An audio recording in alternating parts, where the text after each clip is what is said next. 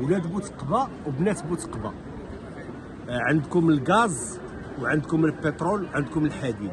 من المفروض انكم تعيشوا هذه الاجواء هذه، تعيشوا الحياه الكريمه.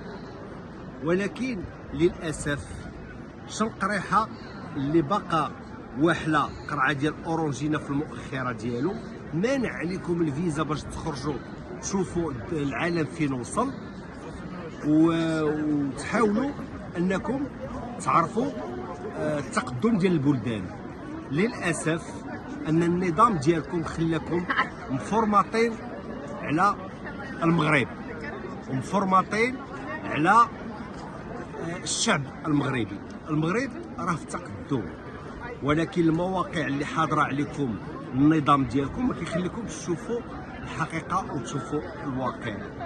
لهذا بغاكم هاد السيد هذا تبقاو عايشين في العصر الحجري، وعاش من قال العالم الاخر. تحياتي.